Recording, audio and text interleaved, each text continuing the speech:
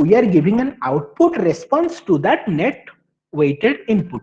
So here what we will do, in order to give the output response to the net weighted input whatever we have get over here, we have used an activation function. So the net weighted input will pass through an activation function, so that here we will get an output response. So here you can see that the dendrites are mapped to the inputs, the weights of the dendrites are mapped to the weights of to the inputs, and here the cell body, which consists of actually two parts. One is weighted summation, another one is activation function. Usually activation function is used to transform the weighted summation so that we will get an output response to the net input what we have got. So next, let us go through deep detail into artificial neuron. So a artificial neuron consists or may accept n number of inputs. So what it will do, every input is associated with an weight values. So these weight values are multiplied with the input and we will compute the weighted summation of those inputs. So here x1, x2, these are the inputs, w1, w2, these are the weighted inputs to the kth neuron, and b is the bias. I will tell you why we will add a bias component to the neuron. You may add a bias component to the neuron, or you may not add, but I will explain mathematically. If you will add a bias component, then what is the output, and if you will not add the bias component, what is the problem. So now the net weighted input will be transferred to an activation function. So now here you can see that if Vk is the net weighted summation of the inputs, then what we will get, Wk1 x1, Wk1 into x1, x2 into Wk2, x2 into Wk2. So similarly, we will get the net weighted summation plus Bk, which is the bias component. Next, the next weighted input will be transferred through an activation function. So this activation function may be a binary sigmoid activation function, maybe a linear activation function, maybe a ReLU activation function. Nowadays, in 2010, the ReLU activation function has been developed. So in this activation, after the development of ReLU activation function, actually the deep neural network concept came into picture, because we will go through deep detail into ReLU activation function and what are its advantages in the later section. So this Vk will pass through an activation function which will give you the y dash k, which is the output. So yk equal to f of Vk. So now let us go through a single neuron model so that we can easily understand what exactly a neural network does. Or first we will understand what exactly a neuron will do, then we will map those things to the neural networks. So which consists of a set of neurons.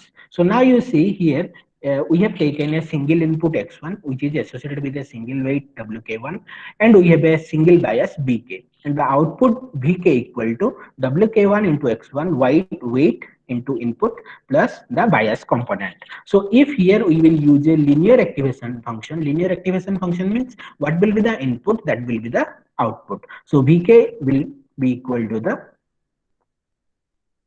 ik. So here output is linearly dependent on the input parameters. That's why we will call it as a linear activation function.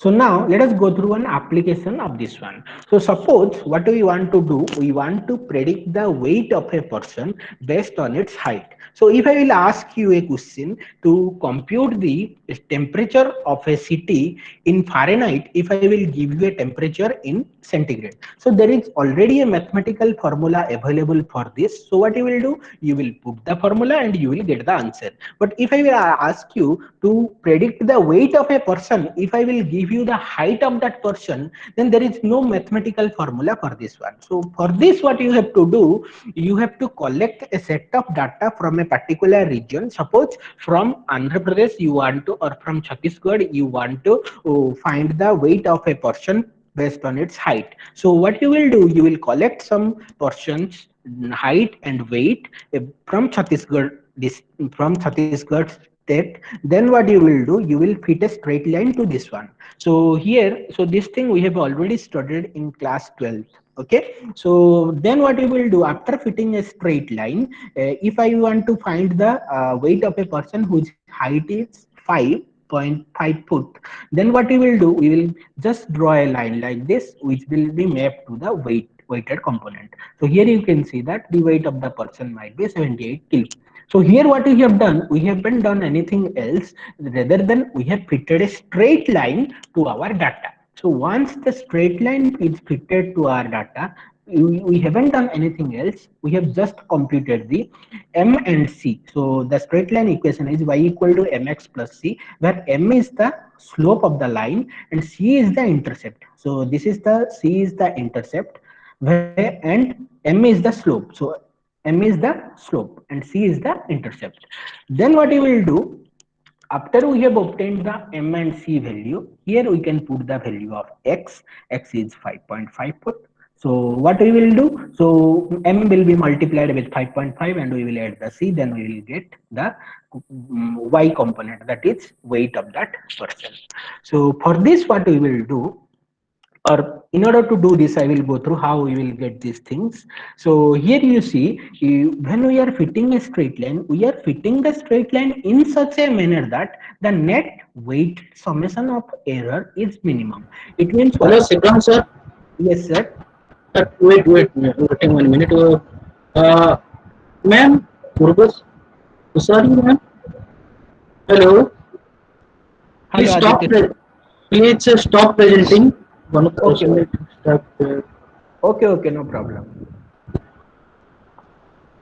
Yeah.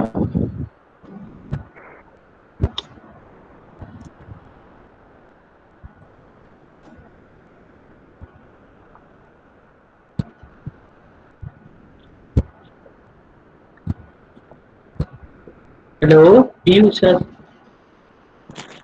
You sorry, ma'am. Please stop screen presenting. Hello. Hello, Sivaram sir. Now you can present. Okay, no problem. Okay, can present your screen.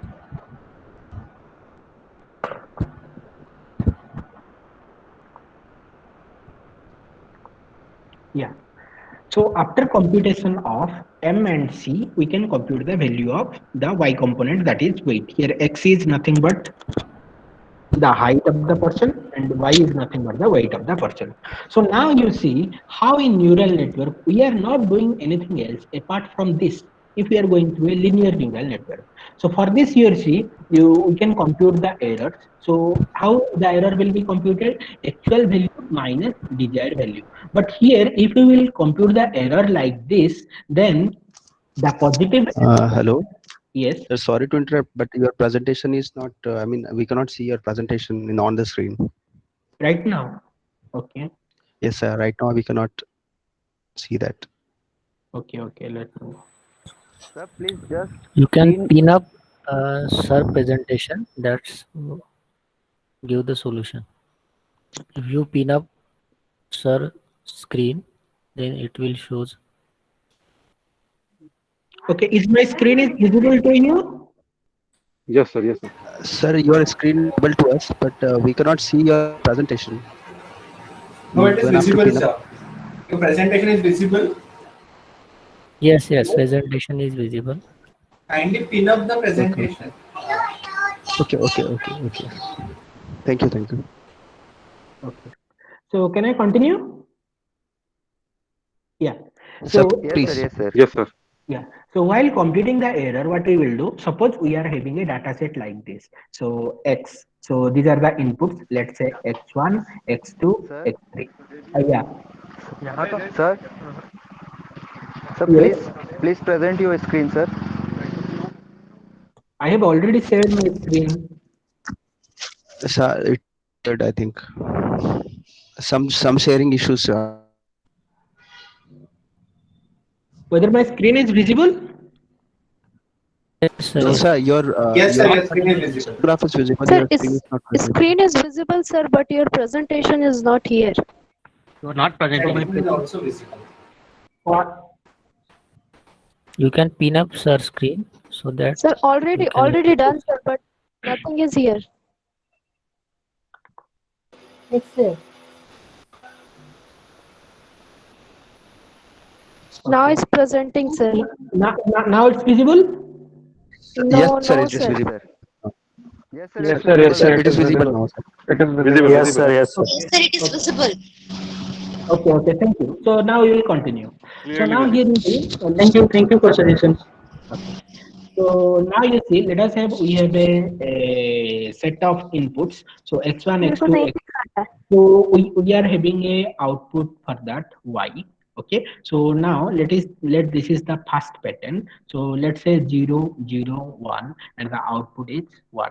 Now 1, 0, 0. Let's say the output is 1.5. So now you see this is our desired output. Okay. So next, sorry, this is our actual output. So what we have to do by using neural network, we have to compute the value for this input. So when we will compute the value for this one, it may be something around, let's say 1.4. So what is the error? So here we will get 1 minus 1.4, that is minus 0.4. Similarly, let's say for this one, the output is 1.2. So what is the error? 1.5 minus 1.2, that is 0.3. So while we are aggregating the errors, what will be the problem? The positive errors and negative errors may cancel each other. So for this region, while computing the error, what we will do, we will take the square of the errors. So when we will take the square of the errors, minus 0.4 square, it will give you a positive value. 0.3 square, it will give you a positive value. So while computing the errors, it is always preferable to use squared error, so that the positive error and negative error cannot get cancelled. So here also, while computing the error, we will do the squared errors, compute the squared errors. So now here you see what we have done in the previous one. So first we have collected some person's height and weight. Then we have fitted a straight line to this one. Next, we will collect some other person's height and weight, and then we will fit the straight line again. So now you see here I am changing the slope. Sorry, here I am changing the intercept. First the intercept was over here, now the intercept is over here. So now after that, let me collect some more information. Yeah, and let me again change the weight and slope of the intercept and slope of the line. Yeah, so here you see I have changed the slope. Here I have changed the slope as well as intercept. Similarly, so in neural network, what we have done, we have computed y equal to wk1 into x1 plus bk. So this is nothing but what we have done. This is nothing but y equal to mx plus c. This is 100% equivalent to fitting a straight line to our data.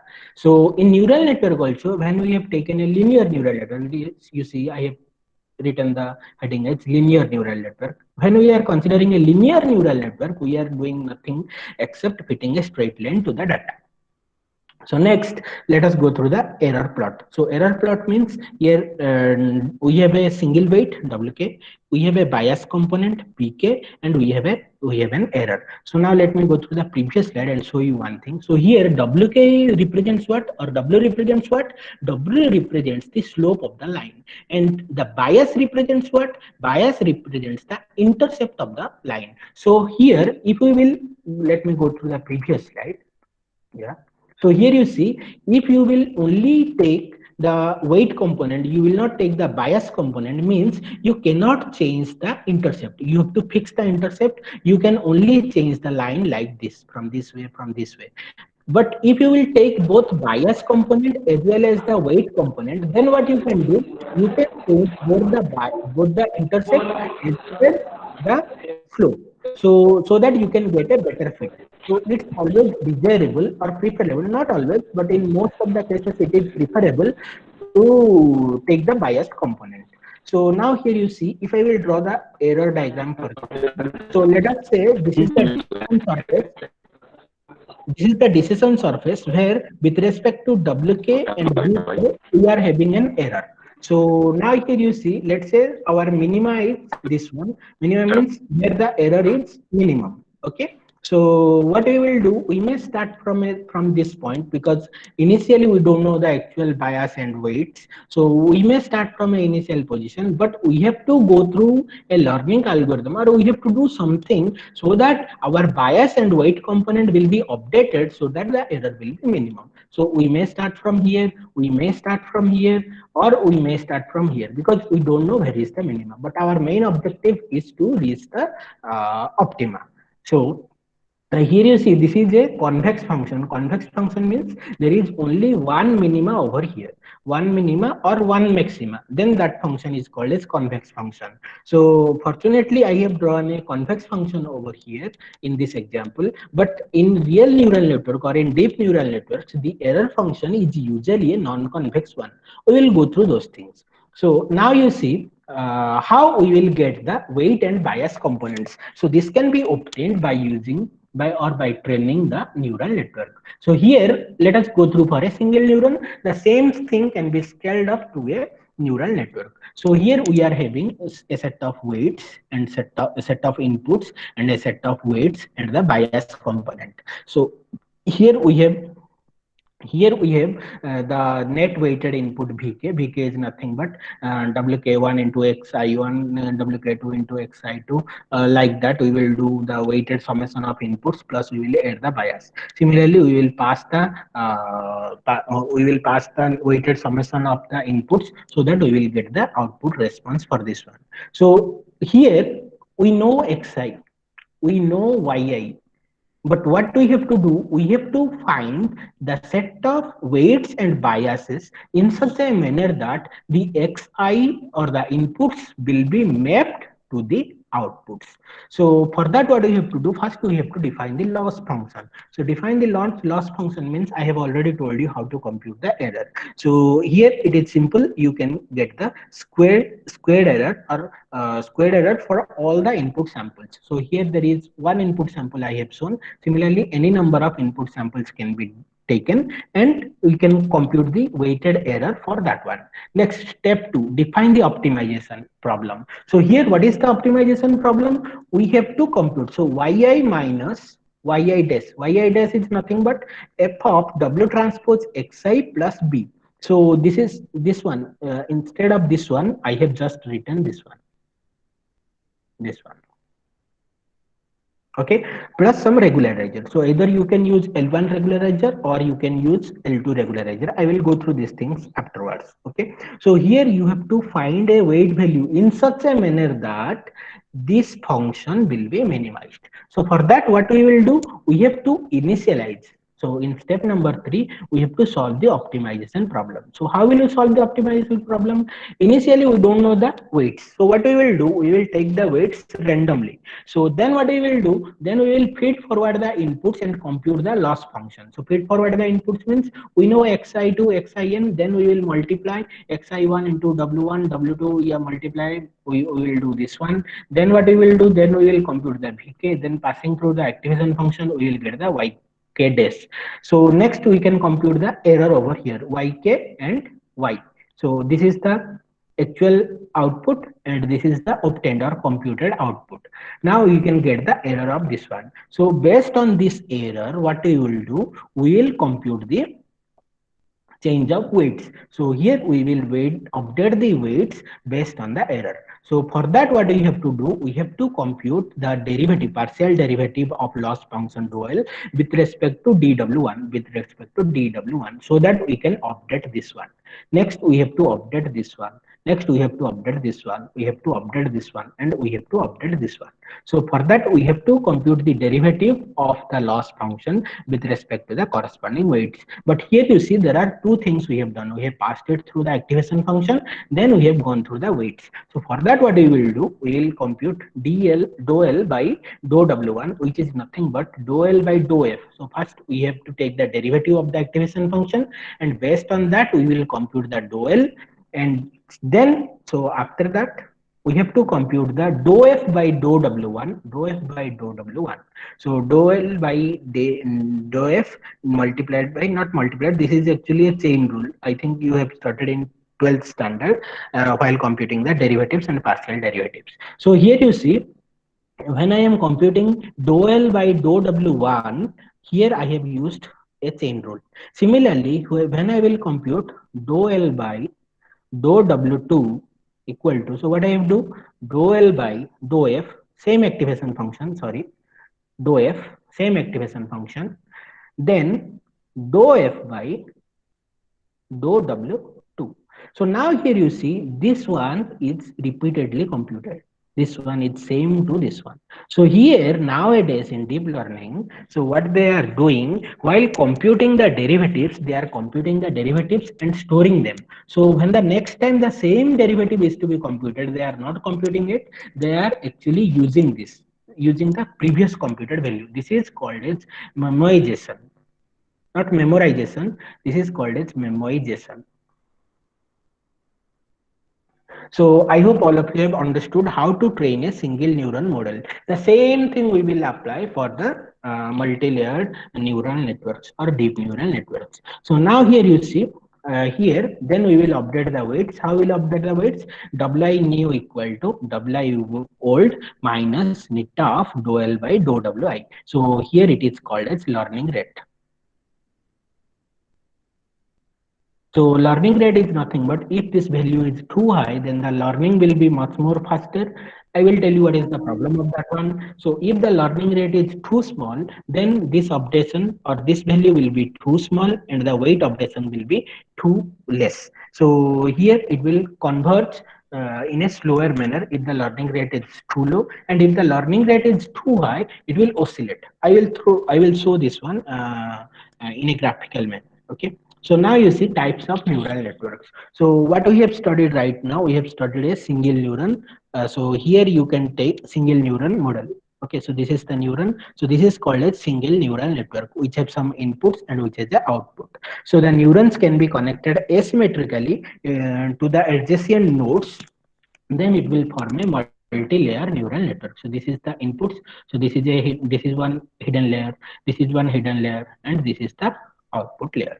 So if the number of hidden layers are more than one, then we are considering it as the model says deep. So as the number of hidden layers will become more and more, then that network will become that much deep. That is nothing but the deep neural network.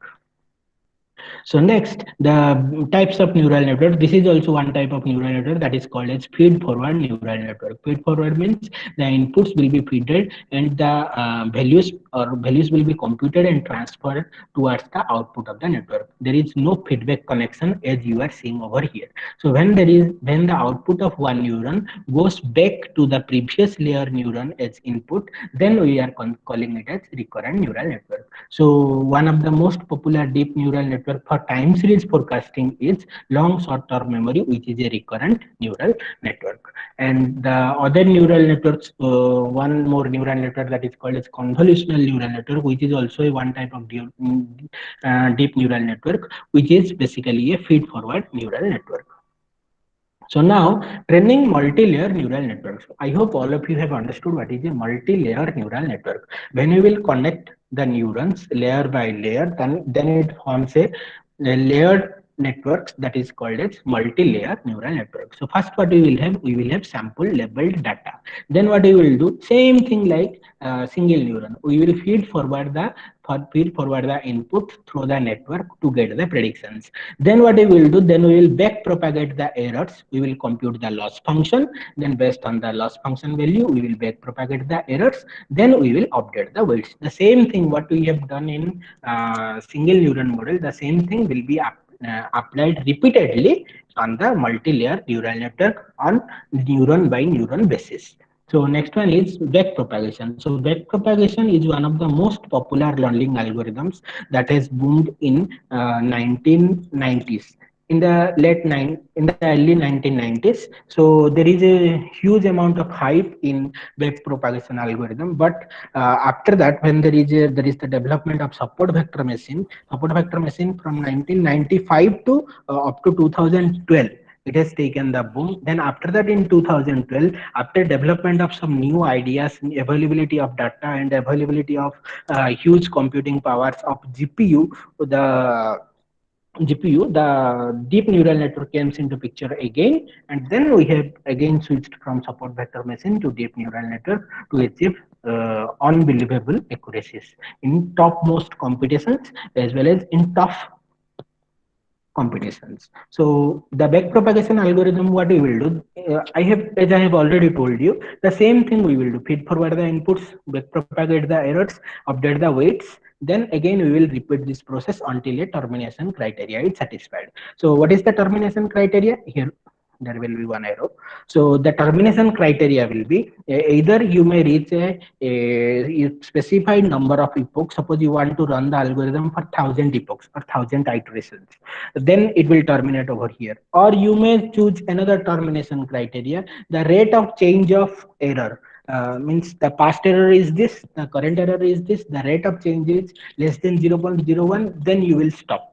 So it depends on you. Several criteria can be put, or you may use early stopping. Early stopping means you split the data into train, validation, and test. Then you train the model using train set. Then when the error on the validation set increases, but the training set, the error on train set decreases, then you will stop training. That is called as early stopping. So now in backpropagation also you may use three different kinds nowadays. One is stochastic gradient descent. In stochastic gradient descent, what you will do, you will update the weights after taking a single input, single instance of data. In mini-batch stochastic gradient descent, what you will do, you will update the weights after a batch of inputs. You will take the batch of inputs one by one, then you will compute the error, you will compute the mean square error of that batch, then you can update the weights. That is called as mini-batch stochastic gradient. And another one is gradient descent. In that, what you will do, you will take all the input samples and you will compute the mean error, summation of mean error of, sorry, you will compute the mean error of that, of all the inputs, then you will update the weights. Then that process will be repeated until a certain termination criteria is satisfied. So we will go through stochastic gradient descent and gradient descent in the later section. So next, so training multi-layer neural network. So what exactly we are doing? So we are training means we are trying to find the parameters of the neural network. So in neural network, what are the parameters? The weights and bias components. The bias are also considered as one of the weights whose input is 1. So here it is the error function will be a n-dimensional or n-dimensional error function where n minus 1 weights will be there and 1 is error term. So here we can start from any point, because in backpropagation algorithm or gradient descent algorithm, what we have seen, initially we are taking the values of the weights randomly. So the random value may generate from this point. So then what we will do, we will compute the loss function, and based on the loss function, we will backpropagate the errors, and based on the backpropagation of errors, we will compute the derivatives. We will memorize the derivatives. So when we will when we will get the same derivative, then we will not compute it, we will use it. That is called as memorization. Then this process will go on until the termination criteria is satisfied. So now here you see, from here if you will apply a backpropagation algorithm, it will stop up to here. So now if the learning rate is high, I have already told you learning rate is high, then what it will do, it will jump like this. The change of weights will be too fast. So now in this what is the problem? It may overshoot the local optima, or it may overshoot the optima. It may not reach over here. Now if the learning rate is too small, then what you will do, then here, from here you will start, the convergence is very slow. Convergence is very slow. The weight updation is very slow. So now what you have to do, you have to choose the learning factor in such a manner that you will reach the optima fastly, as well as you should not overshoot the optima. So this is a trade-off between high learning rate and low learning rate. So you have to keep the learning rate in such a way. Or what you can do, initially the learning rate is high, then after each iteration you will decrease the learning rate. So initially what it will do, so if you will start from here, initially it will jump highly, then as the iteration progresses, it will jump slowly. So these are some concepts we will go through when we will go through AdaGrad and Adam. So now I hope all of you have understood up to this. So here you see, here Hello, I Sibram sir. Yes, sir. Hello, sir. Please ask the participants any questions or any queries regarding presentation or any doubts Okay. about that. Okay. My dear participants, you are free to ask any question. So if you are having any doubt regarding what I am talking over here, so please ask me, interrupt me. Don't hesitate to interrupt me. Okay. And now, Sir. now can we ask you up to 4 o'clock? You can ask any questions. 4 to 5 minutes. Okay. Then you continue the session. Okay, let me finish this one, finish this slide. So Okay. now here you see, this is the global optima and these are the local optimas. Sorry, local minimas, not optima. So optima may be minima or maybe a minima or a maxima. So these are the global maxima. So in backpropagation, or sorry, in training neural network, our loss function is a minimization function. That's why we are concerned regarding the minima. So this one is a global minima. Global minima, and the other minimas are called as this is a local minima. So if you are having any doubt, you can ask. Please participants, please. Sir. Hello. Yes, yes. Hello, sir. Hello, sir. Uh, Hello. yes. या Aditya sir कुछ बोल रहे हैं आप? No, no, sir. Please, please. Okay, sir, I'm Dheeraj Lal Soni, actually doing some work regarding related to neural network, and having Yes. some problems in data collections. After that, can I filter the data before? I mean, Yeah, before making it you ready see, for the calculation. yeah, I very good question. You see, so when we are computing the value, suppose we are using an activation function like suppose binary sigmoid activation function or sigmoid activation function, which ranges between 0 to 1 or -1 to 1. Okay, so in that case, what we will do first, we will normalize the data. Whatever data we are having, we have to scale down up to 0 to 1 or -1 to 1. Then we have to process it through the neural network. Then after computing the value, we can again scale up. Okay. So you can do normalization. That is called as normalization. Okay, and normalization is the process for I mean multiple Transfer. data inputs or for single data input only. Okay, so you see, if you are having multiple features, you can what you can do. Suppose you are using a min max normalization technique. Okay, then what you can do, you apply it feature wise. Don't apply it on all the features.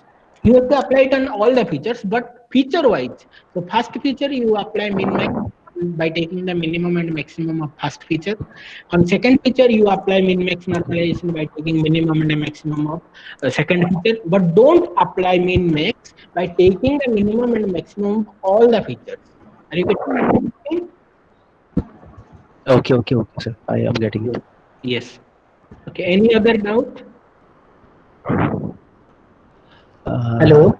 Sir, Yes. I think for your next session. Okay. Okay.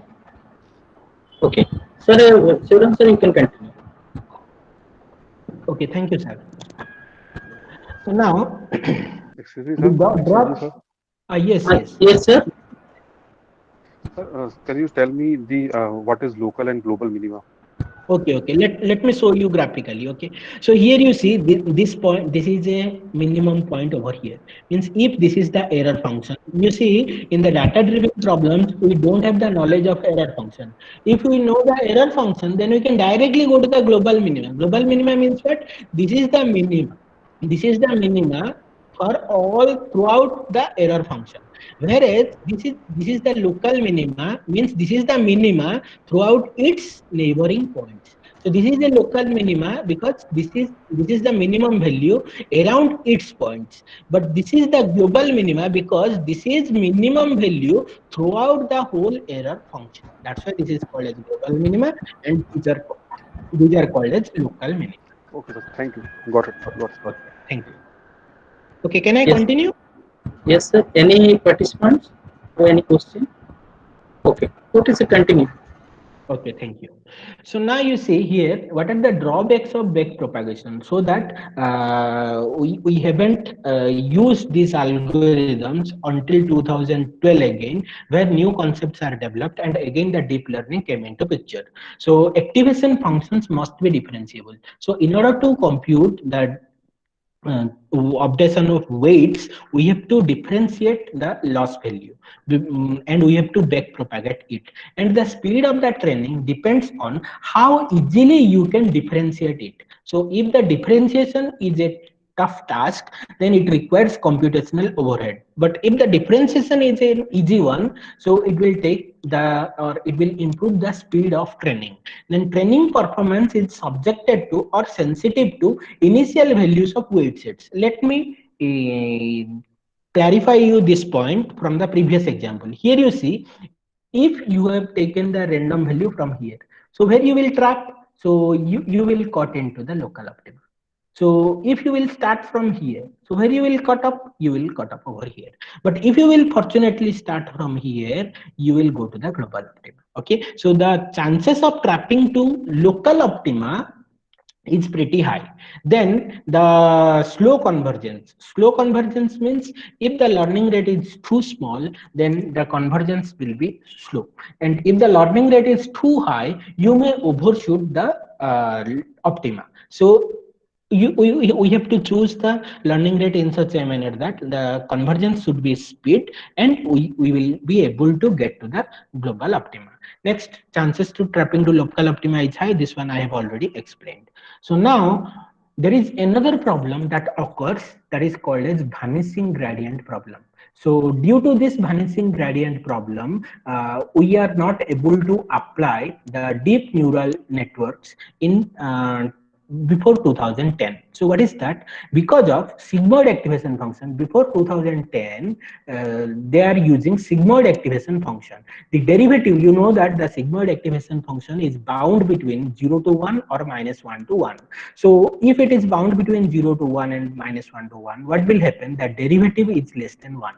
So if the derivative is less than 1, and if we are using a multi-layer neural network where the number of layers are too large, so this is one layer, let's say, this is one layer, let's say, this is one layer, let's say, this is another layer, let's say, then we are computing the output. Then while computing the gradient of this one, so first we have to compute the gradient of this one, so we will apply the chain rule repeatedly. Okay, so while applying the chain rule repeatedly, if the gradient or if the derivative is less than 1, then what is the problem? So here you see, let me take a small example. So here we have applied the chain rule 2 times. So if the value is 0.5 and 0.02, then what we will get? 0.001. You see, the change of value is too small that the convergence will be pretty slow. The rate of convergence will be pretty slow. Or we can say that the gradient term is vanishing. Okay, so the update of weight will be very less, and the chances to go to the local optima or global optima is very less, or it will consume huge amount of time. And it usually occurs when the derivative is less than 1. And in case of sigmoid and 10H function, it occurs frequently. And before the development of a ReLU function, we are mostly using the sigmoid and 10H function. That's why this, due to this vanishing gradient problem, we are unable to train the deep neural networks before 2010. But when the ReLU function has been developed, this leaky ReLU function has been developed, then these problems are overcome and we are able to train the deep neural networks. Next problem is okay, so vanishing gradient problem. So because of, so you see, before 2010, we are using sigmoid and 10H. 10H is also one kind of sigmoid function. So what they will do, the derivative is less than 1. So here you see, while computing the dou L by dou W1, means we want to change the weight. So we have to apply the chain rule. So here you see, here this is one derivative, this is one derivative. So if the number of layers are 4, we will get 4 derivative terms over here.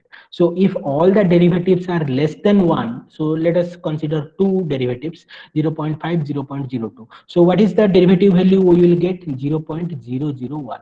So if the number of layers are too small, then it will be 0.0000 some 25 or something like that. So the change of weight will be very less. So very less. Why very less? Because of vanishing of gradient. So you have come across the term, English term vanish, means it will diminish the gradient. So the gradient is so too low that the updation of weight is pretty low.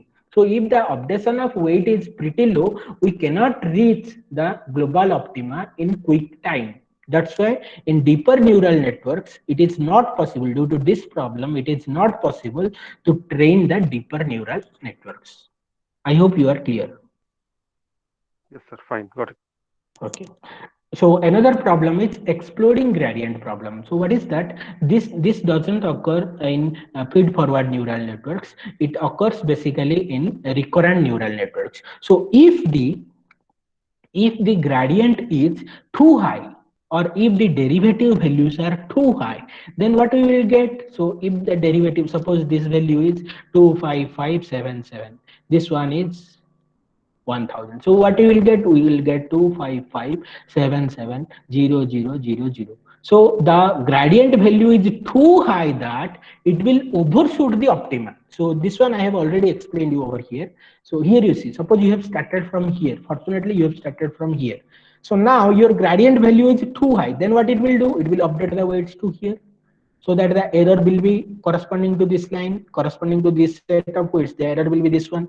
Now, as the gradient value is too high, it will overshoot, it will come to here. So then again it will come to here, it will come to here, it will come to here. So it will never reach the optima, global optima or local optima if it had started from a different position. So this is the problem of exploding gradient. So I hope all of you have understood the exploding gradient problem also. So if the absolute value of partial derivative becomes extremely large, the rate of change of weight is very high and it may overshoot the global optima. So it do not occur when the activation functions are bound between 0 to 1 or 1 to 1. So if you are using 10H or by sigmoid activation function, this problem will not arise because the derivatives will lie between 0 to 1. So this is another problem that was there before 2010 12. So that we are not able to train the deeper neural networks. So another one is bias variance trade-off. What is this? As the number of layers increase, there is more number of weights. So if the number of weights are more, the chances to overfit is high. Chances to overfit is high means if you have learned the features perfectly. Suppose you are teaching to a small kid. Suppose you are teaching A. So you have taught this is A, this is A, this is A. But what he has done, that the kid has learned so perfectly, that means it has learned that yeah, the angle between this and this should be 30°. So when you will ask whether this is A, he will say no, because he has learned so perfectly that he will tell you no, the angle between this and this line is not 30°, that's why it's not A. This is called as overfitting, or this is the problem of high variance. And another one is the number of layers is very few. If the number of layers is very few, there is less number of weights and the chances to underfit is high. Underfit is high means suppose you are teaching to a kid and suppose you have told him this is A only one or two times. So when you will draw like this N, he will say that yeah, this is A, this is not N, this is A, the line is missing, because he hasn't learned perfectly. Okay, so what you have to do, you have to keep a trade-off between overfit and underfit, so that you have good generalization capability on out of sample data. Okay, so this I will show you. One playground is there I will show you. Okay, so multi-layer ANN has the choice of overfitting. So in before 2010, there is less amount of labeled data, but nowadays due to the exponential growth in internet, a huge amount of labeled data is collected, and as the number of data points are large, then we can apply the deeper neural network so that it cannot remember all the patterns, so that if it will not remember all the patterns, it means it will not overfit. Okay, so before 2010, that is another lacuna, so that the deeper neural networks haven't come into picture. Next, so what I have told you, the playground. So let me show you a playground. I want all of you please take a snapshot of this link. Okay, so that I will show you what you will do. Okay, so those who are beginning neural network,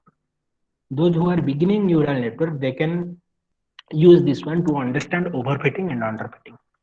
So let me go through this link. Excuse me.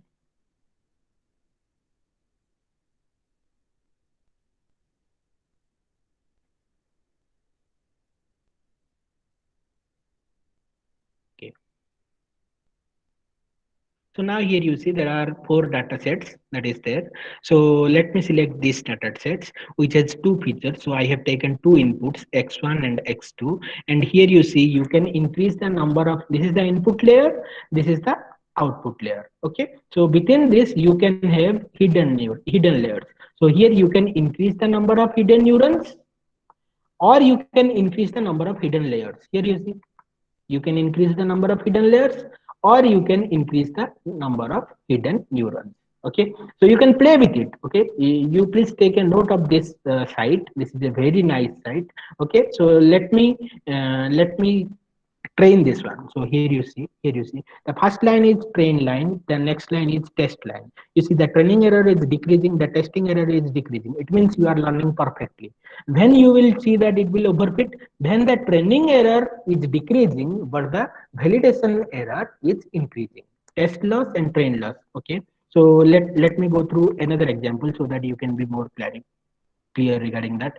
So let me go through the most complex one. Okay, so here let me take 2 inputs and 1 hidden layer which contains 4 number of hidden neurons and 2 output neurons. Okay, so now let me train this one. You see the training loss and test loss both are decreasing, means you are learning perfectly. But you see, wait for some time. You see, now you see. Let me pause it over here. Now you see that training error is decreasing, whereas the test error is increasing. It means you are overfitting. So when you have to stop that training, when the train error is decreasing and the test error is going to increase, then there at that point you have to stop the training. Otherwise, it will overfit or it will memorize all the data so that it will give you poor out of sample prediction. So I want all of you to please take a snapshot of this site and go through this site, play with this site, then you can easily understand what is overfitting and what is underfitting. And by increasing the number of hidden neurons, whether you are always getting a better result or sometimes you are getting poor result. Okay, so next we will go through deep neural network. So these are the basics that I have covered related to neural network. Now let us go through deep neural network. So the deep learning emerged in 2012. Now, why it has emerged in 2012? What is the problem before that? Why not before? The problem is vanishing gradient problem. I hope all of you have understood this one. Second one is too little data. The amount of label data is too less. Too little computational power. So if the number of layers will increase, number of neurons will increase, it will require huge amount of computational power. So why now? What is the availability that we are able to do all these things related to deep neural network now?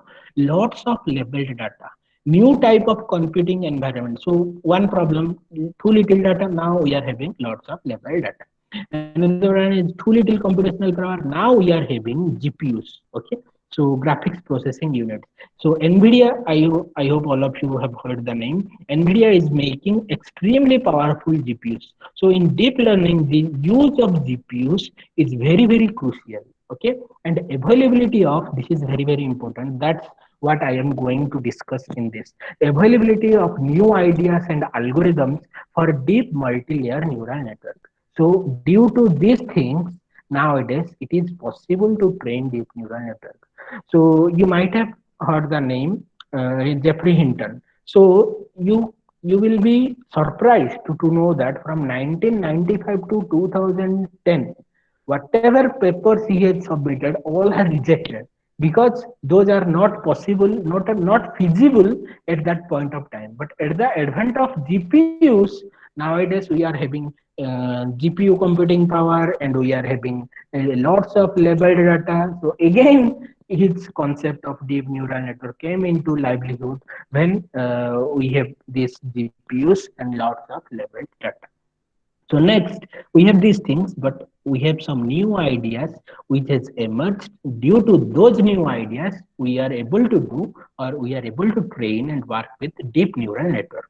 So what are those ideas? So first one is, you see, so before that, we are going through the mathematician's approach. Mathematician's approach means first you build the theories, then you perform the experiments. But in deep learning, what we will do, we will go for engineers way. First, given huge amount of data and computational power, first we will try to experiment, we will build a thing, then we will try to develop a theory. But in this process, the development of theory is very difficult.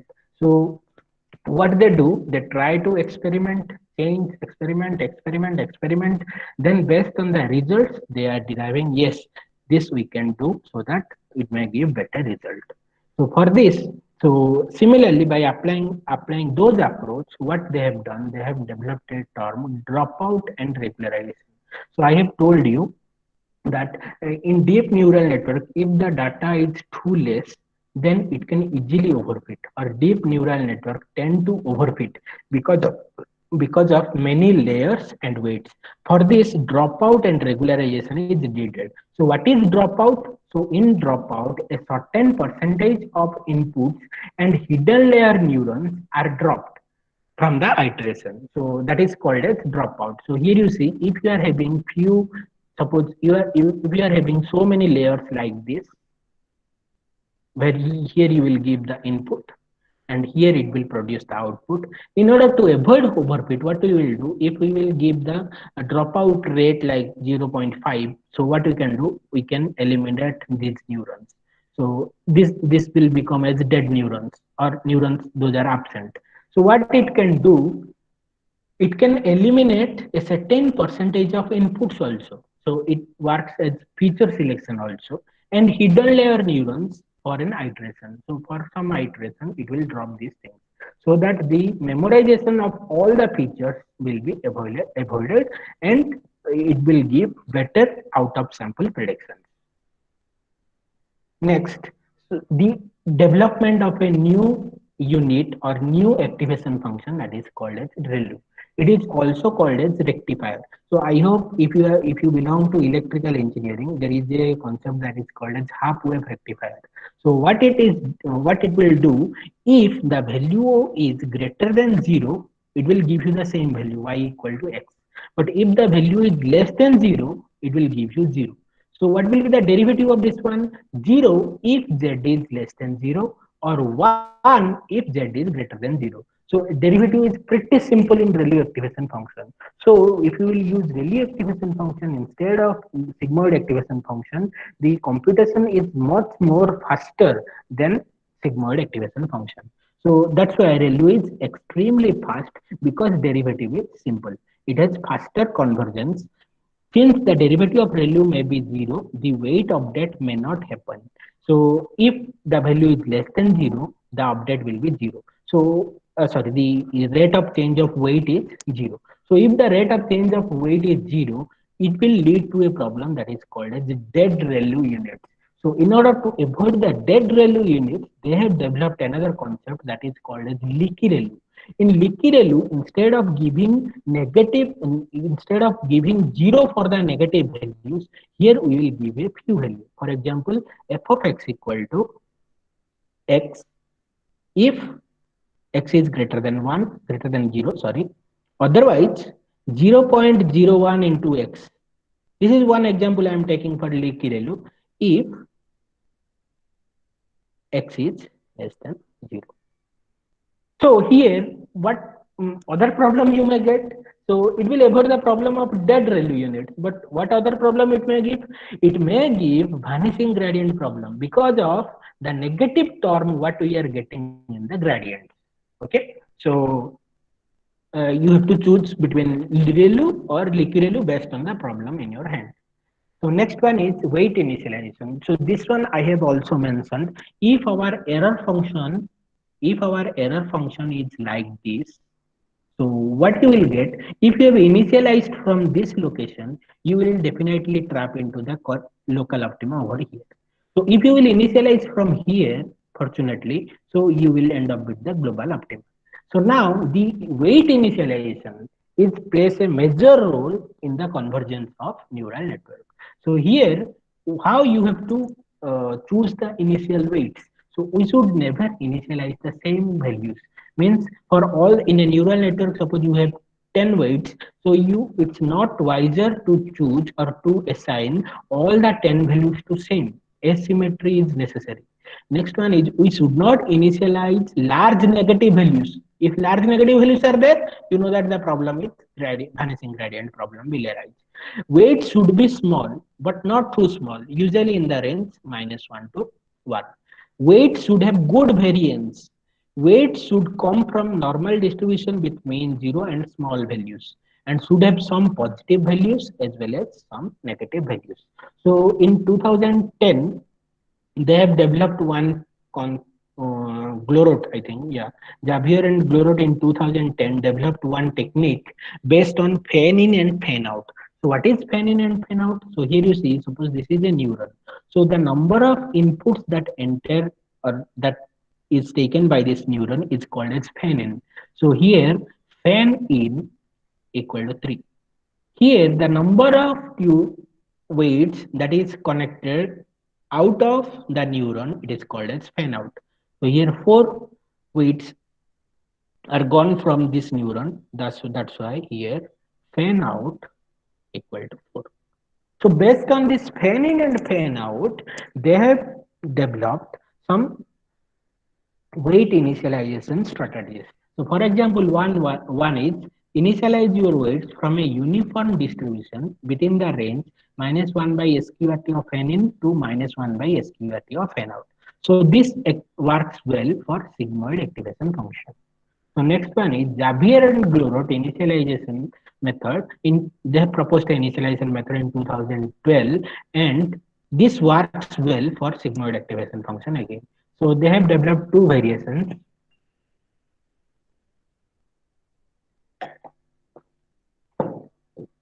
In the first variation, they have generated the weight value randomly from a normal distribution with mean is 0 and variance is sigma of ij. So how they have computed sigma of ij? Sigma of ij equal to 2 by fan in plus fan out. So how they have done it? So they have done it in engineers way. Okay, they have conducted experiments, and from the experiments they have found out that for sigmoid activation function, this strategy gives better initialization and provides better result. So this is the second variation, Wij equal to u minus √6 by √ fan in plus fan out and √6 fan in plus fan out. So another one, Hay initializer in 2015 works well for ReLU activation function. So what they have done, they have initialized the weights from the normal distribution with mean equal to 0 and sigma of ij, where sigma of ij equal to √2 by fan in. Similarly, second one is W of ij equal to, they have generated it from a uniform distribution from -√6 by fan in to plus √6 by √fan in. So these are the initialization techniques. So if you will use Python programming, so there you can directly call this Hay initializer, means it will automatically initialize your deep neural network by using Hay initializer or Glorot, Javier or Glorot initializer. Next one is Bayes normalization. So as one of you has asked me that we have to normalize the data before we have to feed into the neural network. So now here you see what we have done. We have first normalized the data over here. Normalize. Now we will feed it into the network. So this is a layer, this is a layer, this is a layer, this is a layer. So there are so many layers. Okay. In deep neural network, it can have up to 150, 200, any number of layers. Okay. So now you see here the data's variation has shifted from -1 to 1. Now what you do after so many layers, suppose after this layer, this layer, this layer, there might be a covariate shift. Covariate shift means what? The values may tend to shift towards right hand side, or it may tend to shift towards left hand side. So in order to avoid that, what we have to do, we have to use Bayes normalization layer over here. In Bayes normalization, what we will do, we will again change the inputs to a range -1 to 1, or whatever range you want to do, you have to Bayes normalize that one. So this is called as Bayes normalization. So what is the advantage? Faster convergence with regularizer and avoids internal covariate shift. Those who want to go through the deep details of Bayes normalization, they can go through this link. So you can take a photo of this link. You please go through this for clearly understanding the Bayes normalization mathematically. Next one is optimizers. So this one I have already told you. So at minima and maxima, so how will you know that it is a minima or maxima? So you see here it is a minima. So how will you know that its slope will be zero? Slope will be zero means if you will compute the gradient, it will be zero.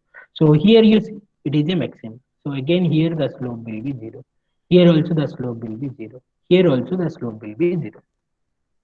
Now the support vector machine, linear regression, logistic regression, these functions are convex in nature, means you will always find the global optima in that one. Whereas, or there is a single global optima, which is the local optima also. Whereas in case of deep neural network, the function is non-convex one. Non-convex one means there are many number of, this is a non-convex one, many number of optimas and many number of minimas. So the global minima and local minima may change.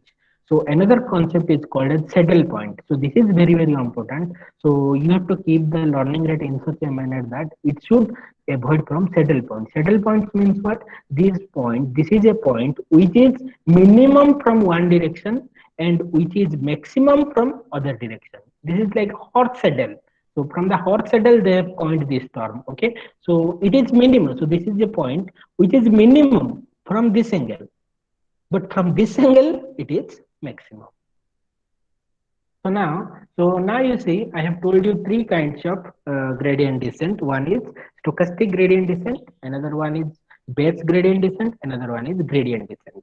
So in gradient descent, what we have done in gradient descent, after going through all the input patterns, we are computing the weighted sum. Sorry, we are computing the mean squared error, and based on that error, we are updating the weights. Whereas in stochastic gradient descent, what we do, after each input pattern, we have taken one single input pattern, we have feed forwarded it, we have computed the loss function, we have updated the weights. Then again, we have taken the second input, then we have feed forward it, then we have computed the loss function, we have updated the weights. So in stochastic gradient descent, what we will do, the updates are so noisy. Whereas in gradient descent, the updates are so smooth. Okay, so in order to make the stochastic gradient descent, in order to avoid stochastic gradient descent more noisy, what we have to do, we have to use gradient descent with momentum technique. So what is momentum technique? So now here you see the rate of convergence of stochastic gradient descent can be improved by adding a momentum term to it. So what is momentum term? In the previously I have told you that we have to update the weights. So in order to update the weights, what do we have to do? We are taking a learning rate and we are doing Wi new equal to Wi old minus learning rate into dl by dw. We have done up to this.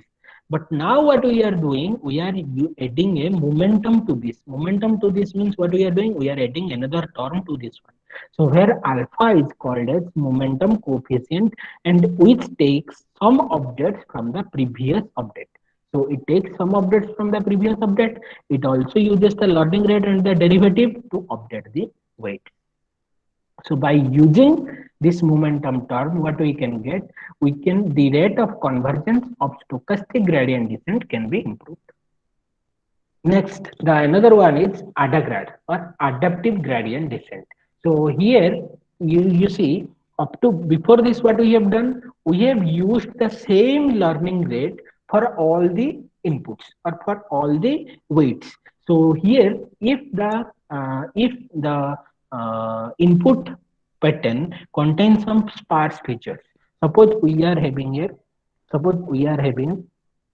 say 10 features, feature number 1, feature number 2, feature number 3, where feature number this one is sparse. Sparse means what? It contains maximum 0 values. Then while feeding these inputs to the deep neural network, we have to give different learning rate to different features. So dense features have most of the values as non-zero, whereas sparse features has most of the values as 0. So for that reason, what we will do, we will use different learning rate for different weight. So how will you compute that one? Nt equal to neta t equal to neta by alpha t minus 1 plus epsilon. Why we have added one term epsilon? So that when this will become 0, it will not go for divide by 0 exception. So with alpha t is greater than equal to alpha t minus 1. So every time the alpha t will be increased. So if it will be increased, then what is the problem? What is the advantage? I will tell you. So initially the learning rate will be high, let's say 50. Now if you will divide it by some factor, the next time it will be, let's say 45. Actually it should be point, okay. Next, if you will divide another, so as alpha t is greater than alpha t minus 1, it will increase. So if it will keep on increasing, the value will be keep on decreasing. The learning rate, neta t will be keep on decreasing. So what it will have? It will have higher learning rate at the beginning. Then as the iteration or epochs progresses, the learning rate keeps on decreasing. So if it is too high, then the neta t will be too small. So if neta t will be too small, the dl by dw will again be too small. So again the problem of vanishing gradient will appear. But what it will do? Initially it will update the weights largely, and as the iteration progresses, the rate of change of weight is small. Next, pros and cons. What are they? No need of manual tuning. So automatically initially it will take higher learning rate. Then it will go for smaller learning rate. Then works well for both sparse and dense features. But the problem is dense slow convergence. So if the number of iterations is too large, the denominator value will be too high and the rate of change of weight, that is neta learning rate, will be too small. So it is one problem, that is slow convergence. Due to this, there is another algorithm which is the most favorite algorithm and widely used nowadays, that is called as ADAM, that is called as adaptive momentum estimation. So here what we will do, we will adapt the momentum. So the momentum term will do what? Alpha t equal to beta 1 alpha t minus 1 plus 1 minus beta 1 delta del w t minus 1. So as the iteration progresses, it will keep the wt, the moment alpha value keeps on decreasing, but the decreasing, as it is in exponential form, it will not decrease so fast that as in case of ADA-grad. So now if you are using mini-batch stochastic gradient, so it will be very helpful in shallow or small artificial neural networks. ADA-grad if the features are sparse, and ADAM most favorite. In any case, you can use ADAM. So application of deep neural network. So in regression like time series forecasting, you can use it. In classification, they are using it. Image processing, speech recognition, object recognition, video processing, games, as well as feature selection also they are using this one.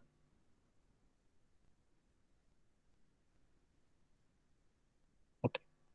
So if you wish, I can go for one real life application, time series forecasting. Otherwise, we can stop over here. Aditya sir. Yes, sir. Just take some Sir, query regarding the participant and question. Yes. Do you have any query sir, or question? Yes, sir. sir, actually, deep learning method is better than using the normal ANN method or something else. Yeah, you see, Actually, I'm confused on it's that. not always. You see, when the number of patterns are less, let's say 10,000, 5,000, or 7,000, so it's better to go for shallow neural network. But nowadays, the number of patterns are too high in terms of lakhs, crores. You will have gigabytes of data. In that case, it's better to go for deep learning method. In case of 700 to 800 data, I think If ANN is shallow working better, or ANN is working better. And in that case, you will see the deep learning will overfit and it will give poor result in out of sample data. Okay, maybe that is why I was facing problem on deep learning. But sir, I would like to compare that Purelian function and other functions. So in that case, I found that all the functions are giving the same results. It depends on the type of data you use. Okay. Okay. There is no consensus method that but if it is sparse, or nowadays they are using ReLU activation function, but it depends again on the problem. So it's better to apply all the activation functions and test which one is giving better for your data set. Okay, sir, I'm also trying to adjust with the gradient descent method and some other methods which are given in the MATLAB. Almost, I mean, I face that gradient